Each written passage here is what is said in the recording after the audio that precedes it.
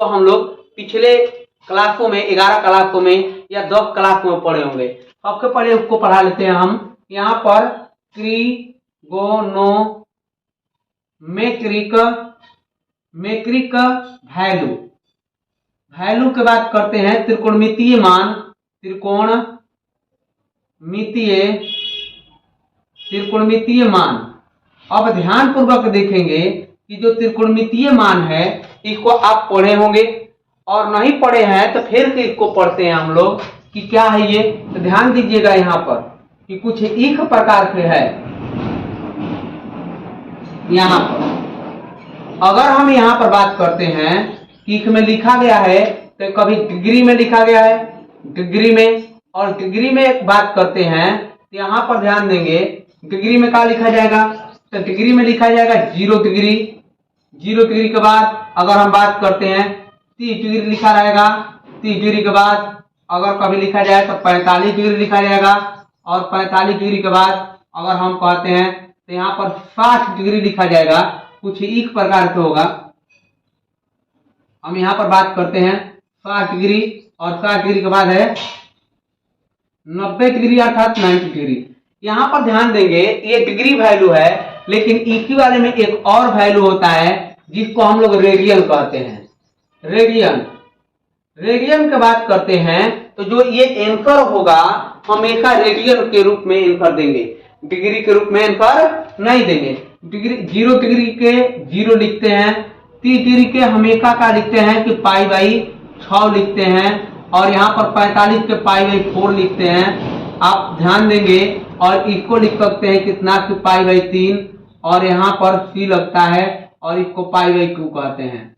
देखिए ध्यान दीजिएगा, कोई बड़ी दिक्कत होगा कि आखिर इसको क्यों लिखते हैं। आप समझते हैं कि पाई जो होता है, पाई रेडियन जो होता है हमेशा 180 डिग्री के वैल्यू के बराबर होता है। कितना डिग्री के? 180। अगर हम 180 रखें पाई के स्थान पर तो 6 से जब भाग देंगे तो 30 आ जाएगा। जब इसको 180 रखेंगे 4 से भाग देंगे तो 45 आएगा। 180 रखेंगे पाई के मान, इसको भाग देंगे तो 60 आ जाएगा। जब यहाँ पर पाई 180 रखे 2 को भाग देंगे तो 90 आ जाएगा। ये रेडियन के डिग्री में चेंज करने के लिए हम लोग 11th क्लास में पढ़े हैं। एक बात ध्यान दीजिएगा। आगे अगर हम बात करते हैं इसमें कि कभी साइन के बात करते हैं, साइन के, तो इस साइन के पहले कुछ हम रूल बताते हैं जो आप कभी नहीं भूलिएगा। एक बात ध्यान रखेंगे, उस तरह के त्रिकोणमितीय वैल्यू प्रत्येक याद किया जा सकता है। देखिए 0 से चालू है तो यहाँ पर 0 ले लेंगे, यहाँ पर 1 ले लेंगे, यहाँ पर 2 ले लेंगे, यहाँ पर 3 ले लेंगे, ये 4 ले लेंगे। आप पूछेंगे कि 1 2 3 4, तो 0 के स्टार्ट है और गिनती आगे बढ़ते हुए चले जाएंगे इस तरीका से, और सभी को किससे भाग दे देंगे? 4 से भाग दे देंगे। किससे भाग दे देंगे? 4 से भाग दे देंगे यहाँ पर, और 4 से कुछ इस प्रकार से भाग दिया जाएगा। सभी में 4 से भाग दे देंगे, 4 तक गए हैं तो, और सभी का क्या करते हैं? वर्गमूल निकाल देते हैं कुछ इस प्रकार से।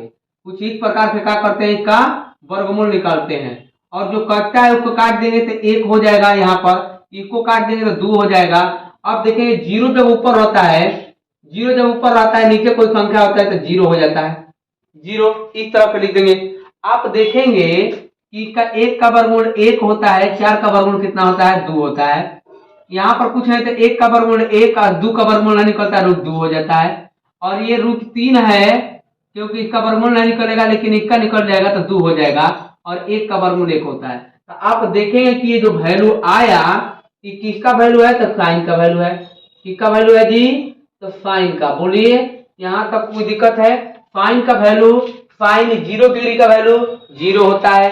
साइन 30 डिग्री का वैल्यू 1/2 होता है। साइन 45 का वैल्यू 1/2 होता है। साइन 60 डिग्री का वैल्यू √3/2 होता है। साइन 90 का वैल्यू 1 होता है।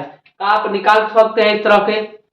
आप भूल भी जाएंगे तो इस तरह से आप निकाल लीजिएगा। यहाँ पर बात करते हैं एक ही प्रकार से अगर हम कॉस में कभी निकालना होगा, किसमें निकालना होगा जी? कॉस में निकालना होगा। तो जब कॉस में कभी निकालना होगा तो किस तरह से निकाल सकते हैं? आप देखेंगे कि इस वाले को वैल्यू को जो इस तरफ लिखा गया है तो उधर वाले से इधर लिखते आएंगे, अर्थात पीछे से लिखते आएंगे तो 1 हो जाएगा, इधर हो जाएगा √3/2, और यहाँ पर कितना हो जाएगा? 1/2, और यहाँ पर 1/2, और ये हो जाएगा 0।